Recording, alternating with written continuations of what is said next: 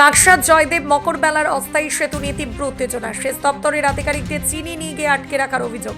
ঘটনাস্থলে পুলিশ। জয়দেব কেন্দুলির মকর মেলায় অজয় নদের উপর অস্থায়ী সেতুর দাবিতে প্রায় মাসখানেক ধরে পশ্চিম বর্ধমানের কাকসার বিহারের বাসিন্দারা বিক্ষোভ দেখাচ্ছেন। স্থায়ী সেতুর উপর অস্থায়ী সেতু অপ্রাসঙ্গিক হয়ে যাওয়ায় বহু বছরের রেওয়াজ অনুযায়ী অস্থায়ী সেতু দিয়ে ওপারে যাওয়ার দাবি জানান এপারের বিহার সহ পশ্চিম বর্ধমানের বাসিন্দারা। বীরভূমের জয়দেবের মকর মেলায় যাওয়ার জন্য এই অস্থায়ী মন্ত্রী প্রদীপ মজুমদারের আশ্বাসে পরতরি হয়নি। এরপর অস্থায়ী সেতুর কাজ আরম্ভের দাবিতে বিজেপির পক্ষে স্থায়ী সেতুতে তুমুল বিক্ষোভ হয়। বিক্ষোভের জেরে অস্থায়ী সেতুর কাজ আরম্ভ হলেও বীরভূম প্রশাসনের পক্ষ থেকে অসহযোগিতার অভিযোগ ওঠে। এই মঙ্গলবার বিকালে এই অস্থায়ী সেতুর কাজ বন্ধ করতে এলে বীরভূম সেচ দপ্তরের গাড়ি আটকে দিল বিহারের বাসিন্দারা। এই নিয়ে অজয় ঘাটে তুমুল উত্তেজনার সৃষ্টি হয়। সেচ দপ্তরের আধিকারিকদের ঘটনাস্থল থেকে প্রায় অপহরণ করে নিয়ে আসেন ক্ষুব্ধ বাসিন্দারা। খবর পেয়ে সন্ধ্যায় ঘটনাস্থলে আসে কাকসার মলানদিঘি ফাঁড়ি ও ইলামবাজার থানার পুলিশ আসে। বীরভূমের ময়ূরাক্ষী সেচ দপ্তরের আধিকারিকদের 4 ঘন্টা ধরে আটকে রেখে চলে বিক্ষোভ। স্থানীয়রা দাবি দ্রুত কাজ শুরু না হলে বিক্ষোভ চলতে থাকবে। পরে পুলিশের মধ্যস্থতায় ছেড়ে দেওয়া হয় সেচ দপ্তরের আধিকারিকদের।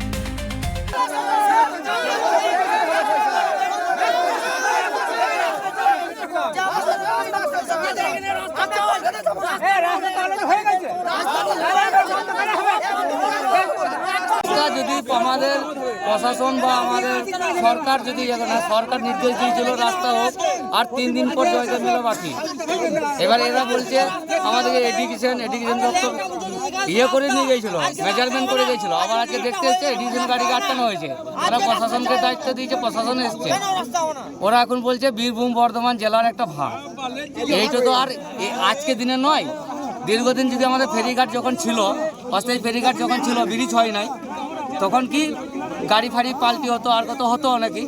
তো যখনই দেখতো না এইটা মলানদিঘি মানে মেলার জন্য তো আপনারা রাস্তার কাজ শুরু করেছিলেন, তারপরে আবার বন্ধ হলো। নির্দেশ দিয়েছিল, মন্ত্রী নির্দেশ দিয়েছিল, জেলা এমএলএ মন্ত্রী দিয়েছিল, কিন্তু এখন প্রশাসনরা বা এডুকেশন বলছে না কত কিমি জল ছাড়াবে, সেটাও এগ্রিমেন্ট করে নিয়ে গেছিল পরশু দিন। কালকে আইসি সাহেবও এসেছিলেন, বলছে না আমাদের বলছে না বন্ধ। ওই কেউ কারো লিখিত হয়, এ বলছে আমাকে বীরভূম লিখিত দেখ, তোমার জায়গা জল তোমার।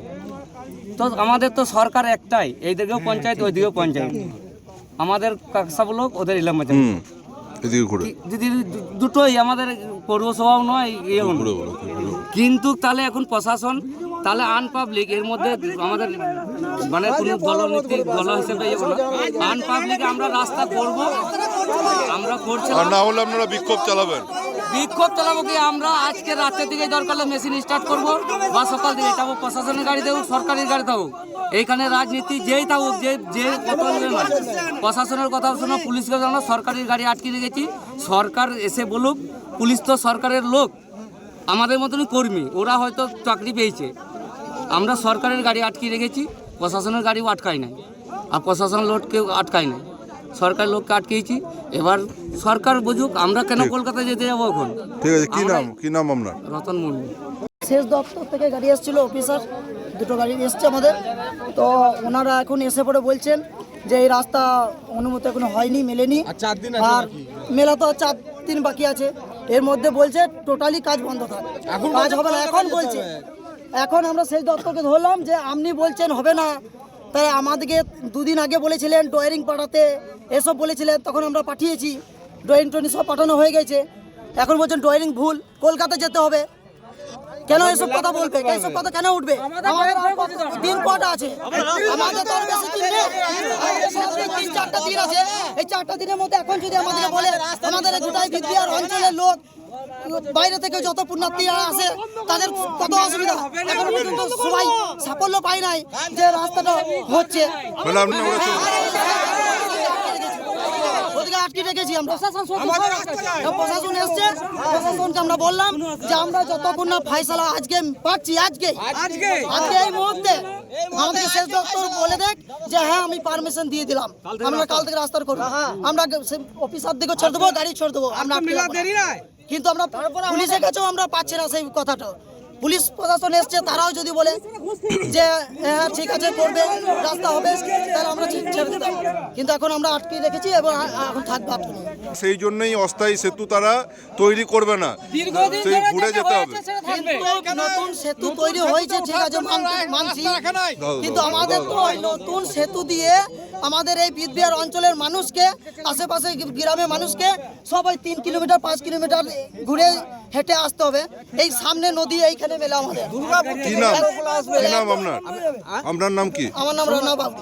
দুর্গাপুর থেকে যারা লোকগুলো আসবে তারা কি করবে? এই তো দীর্ঘদিন ধরে চলে আসছে, সেইভাবে মেলাটা যেন সুসম্পর্কভাবে হয়। মানুষকে সব, এখানে কোনো পার্টি পঞ্চায়েত নাই, এইখানে আমরা সাধারণ আম পাবলিক এটা করছি। এটা করার কি কোনো ভুল আছে? আপনারা এদেরকে কি জন্য আটকে রাখলেন সেচ দপ্তরের আধিকারিকদের? সেই দপ্তর এরা কি দেখতে এসেছিল? আজকে কি দেখতে এসেছিল? কাজে বাধা দিয়েছে ওরা। আমাদের একটাই কাজ হচ্ছে ওদেরকে লিখিত পারমিশন আজকে দিয়ে বেরোতে হবে, না হলে ছাড়বেন না আপনারা? না, ছাড়বো না। কি নাম আপনার? সন্ন্যাসী ঘোষ।